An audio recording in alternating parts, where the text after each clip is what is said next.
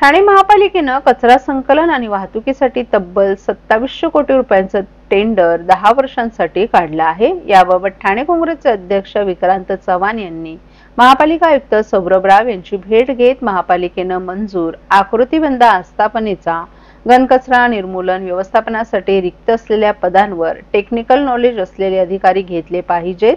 तसंच भविष्यात ठाणे शहराची लोकसंख्या मोठ्या प्रमाणावर वाढणार असल्यानं घनकचऱ्यामध्ये देखील वाढत्या लोकसंख्येच्या अनुषंगानं वाढ होणार आहे। त्यामुळे 2700 कोटींची ही रक्कम कोणत्या आधारे काढली, तसंच या निविदेवर सल्लागार म्हणून नेमणूक केलेल्या व्यक्तीचं सुमित फॅसिलिटीज आणि जेवी एन्व्हायरो या दोन्ही कंपन्यांशी आर्थिक हितसंबंध आहेत। या दोन्ही कंपन्यांना जेवी मध्ये बसाव्यात, त्यानुसार सल्लागार त्यांनी निविदेच्या अटी शर्ती ठेवल्या आहेत। कचरा निर्मूलनासह कचऱ्यावर प्रक्रिया करून त्यापासून खत निर्मिती करणाऱ्या Thane clean environment private limited कंपनीचे 25 कोटींची थकबाकी ठाणे महानगरपालिका अद्याप देऊ शकली नाही। यासह अनेक त्रुटी महापालिका आयुक्त सौरभ राव यांना निदर्शनास आणून दिल्या। म्हणूनच महापालिका डबघाईला आली असताना पैसे नसल्यामुळे 2700 कोटी रुपयांची तरतूद करणं शक्य होणार नाही। याकरिता हे काम रद्द करून वार्षिक तत्वावर निविदा काढावी, अन्यथा काँग्रेस पक्षाच्या माध्यमातून महापालिकेसमोर उग्र आंदोलन करण्यात येईल, असंही ठाणे काँग्रेसचे प्रवक्ते राहुल पिंगळे यांनी सांगितलं।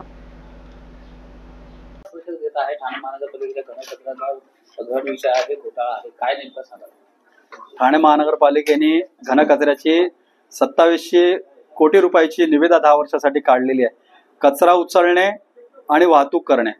परंतु ठाणे महानगरपालिकेकडे पैसे नाहीत, ठाणे महानगरपालिका डबघाईला आलेली आहे। अशा वेळी त्यांना याची तरतूद करणं शक्य होणार नाही। यासह अनेक बाबी, जसं की मंजूर आकृती बंद आहे, त्याच्यामध्ये घनकचरा विभागाची काही पदं रिक्त आहेत। एमएमसी ऍक्ट आहे, त्या एमएमसी ऍक्ट प्रमाणे ही कामं होत नाहीयेत। तुम्ही बघितलं असेल की ठाणे महानगरपालिकेत एक ठेकेदार आहे, त्याला म्हणजे कचऱ्यापासून खत निर्मिती प्रकल्प त्यांचे 25 कोटी रुपये महानगरपालिका देऊ शकलेली नाहीये। त्यामुळे ठाणे शहर मोठ्या प्रमाणामध्ये वाढत आहे। पुढच्या याच्यामध्ये लोकसंख्या ज्या प्रमाणामध्ये वाढेल त्याप्रमाणे घनकचरा वाढेल, त्याच्यानुसार तो मेट्रिक टन कचरा वाढेल आणि त्याच्यामध्ये तरतूद ती या करायला लागतील। त्यामुळे आम्ही आयुक्तांना सांगितलेलं आहे की ज्या एमएमसी ऍक्ट प्रमाणे एखाद्या प्रकल्पासाठी जी 10 वर्षाची निविदा असू शकते, पण दैनंदिन जी कामं आहेत त्याच्यासाठी या वार्षिक निविदा काढल्या गेल्या पाहिजेत। म्हणून आम्ही त्यांच्या ही बाब सन्माननीय अध्यक्ष विक्रांतजी चव्हाण यांनी आयुक्तांना पत्र दिलेलं आहे आणि या पत्राद्वारे आम्ही त्यांना सांगितलेलं आहे की याच्या वार्षिक निविदा या ठिकाणी काढल्या गेल्या पाहिजेत। कारण अद्यापपर्यंत कुठल्याही महानगरपालिकेने 5 वर्ष 10 वर्ष अशा दराच्या किंवा अशा मोठ्या कालावधीच्या निविदा काढलेल्या नाहीयेत। आनंद आश्रम तुमच्या बापाची मालमत्ता आहे काय? तुम्ही पक्ष चोरला, चिन्ह चोरलं, आमदार खासदार चोरले, हिंदू हृदय सम्राट बाळासाहेबांना, दिवंगत आनंद दिघे यांना चोरलं। तुम्ही प्रत्येक गोष्ट चोरत राहाल आणि आम्ही पाहत बसू, हे आता विसरून जा, असा इशारा ठाकरे गटाचे नेते आमदार भास्कर जाधव यांनी शिंदे गटाला लगावलाय। मेळाव्यापूर्वी एक रॅली काढण्यात आली होती। ही रॅली टेंभीनगा भागात आली असता आनंद आश्रमासमोर उभे असलेले शिंदे गटाचे कार्यकर्ते आक्रमक झाले। त्यामुळे दोन्ही गटाकडून एकमेकांविरोधात घोषणाबाजी झाली।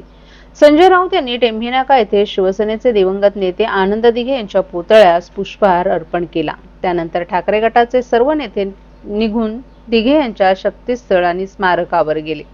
परंतु राड्यामुळे ठाणे शहरात तणावाचं वातावरण निर्माण झालं होतं।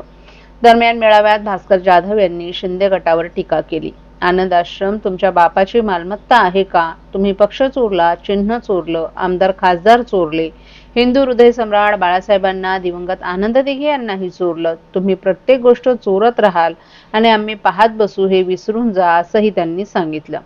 उद्धव ठाकरे हे योद्धा आहेत, असंही जाधव यांनी सांगितलं। तसंच ठाण्यातून गद्दारी झाल्यानंतर ठाण्यात पहिली सभा झाली, त्यावेळी आपल्याला ठाण्यात येऊ नका असे ते सांगत होते। आम्ही येऊन दाखवलं असल्याचंही जाधव यांनी सांगितलं। यावेळी खासदार अरविंद सावंत, माजी खासदार विनायक राऊत यांनीही शिंदे गटावर टीका केली, तर अंबादास दानवे यांनी शिवसेनेचे नेते संपूर्ण राज्यभरात कार्यकर्त्यांचं मार्गदर्शन करणार असल्याचंही सांगितलं। महाराष्ट्रातील भगिनींना आधार देणारी राज्य शासनाची मुख्यमंत्री माझी लाडकी बहीण योजना। या योजनेअंतर्गत अल्प उत्पन्न गटातील 21 ते 65 वयोगटाच्या भगिनींना मिळणार दरमहा 1500 रुपयाची मदत। अर्ज करण्यासाठी 31 ऑगस्ट 2024 पर्यंत मुदतवाढ। कुटुंबाचं वार्षिक उत्पन्न 2.5 लाख रुपयांपेक्षा कमी असलेल्या महिला पात्र, कुटुंबाकडे पिवळं किंवा केशरी रेशन कार्ड असल्यास उत्पन्नाचा दाखला आवश्यक नाही. पांढरं रेशन कार्ड असेल किंवा रेशन कार्ड नसेल तर कुटुंबाचं वार्षिक उत्पन्न 2.5 लाखांपेक्षा कमी असल्याचा दाखला आवश्यक. योजनेसाठीचा ऑनलाईन अर्ज नारी शक्ती दूत ॲप वरून किंवा पोर्टलवर भरता येईल. ज्या भगिनींना ऑनलाईन अर्ज भरता येत नसेल त्यांच्यासाठी अंगणवाडी, ग्रामपंचायत, वॉर्ड ऑफिस, सेतू सुविधा केंद्रामध्ये किंवा आशाताई बचत गटाच्या CRP यांची मदत उपलब्ध. आता आपल्याला अभिमानानं म्हणता येईल, सुखी आणि सुरक्षित आहे माझी लाडकी बहीण.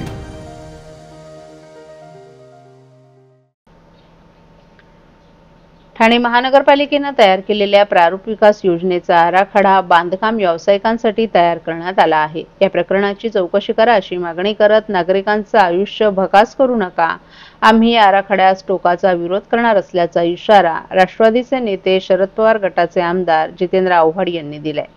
काल सकाळी कळवा येथील छत्रपती शिवाजी महाराज चौकात कळव्यातील नागरिक प्रारूप विकास आराखड्याविरोधात एकत्र जमले होते. या विकास आराखड्यातील रस्त्यामुळे 300 ते 400 इमारती उद्ध्वस्त होणार आहेत. मागील अधिवेशनात आपण हा मुद्दा उपस्थित केला होता, त्यामुळे मागील अधिवेशनात मुख्यमंत्र्यांनी याबाबत चौकशी करू असंही सांगितलं होतं. सोमवारपासून होणाऱ्या अधिवेशनात या प्रश्नांवर मुख्यमंत्री उत्तर देतील असंही आव्हाड यांनी सांगितलं. ज्यानं हा विकास आराखडा तयार केलाय तो व्यक्ती आंधळा असावा, कारण मैदानातून गृहसंकुलाच्या इमारतींवरून विकास आराखड्यातील मार्गिका जात आहे. नागरिकांनी आयुष्याची पुंजी घरासाठी लावली आहे, हे लोक आता राहणार कुठे याचं उत्तर सरकारनं द्यावा असंही आव्हाड यांनी सांगितलं. हा विकास आराखडा नेमका कोणासाठी बनवल्याचं कळत नाही. लोकांना उद्ध्वस्त करून झालेला विकास आम्हाला मान्य नाही. या आराखड्यास आम्ही टोकाचा विरोध करणार आहोत असा इशाराही आव्हाड यांनी दिलाय. हा विकास आराखडा विकासकांसाठी तयार करण्यात आल्याचा आरोपही त्यांनी यावेळी केला.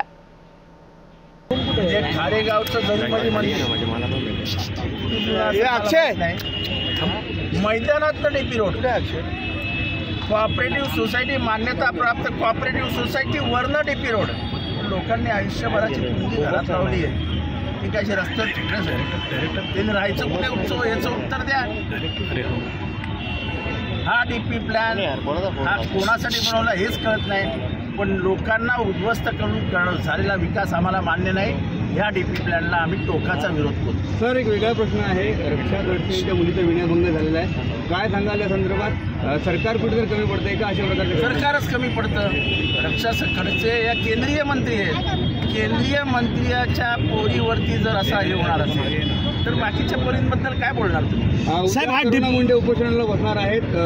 धनंजय मुंडेंनी राजीनामा द्यावा यासाठी काय सांगाल या प्रश्नाला? त्यांचा वैयक्तिक प्रश्न आहे, त्याच्यामध्ये मला काय बोलायचं नाही आहे. फक्त डोमेस्टिक व्हायलन्स या विषयावरती मात्र गंभीर. साहेब, हा डीपी प्लॅन फक्त बिल्डर लोकांसाठी केलाय का? कसं उपस्थित करणार आहे? माझा ऑलरेडी मागच्या अधिवेशनात मी हा मुद्दा उपस्थित केलेला होता.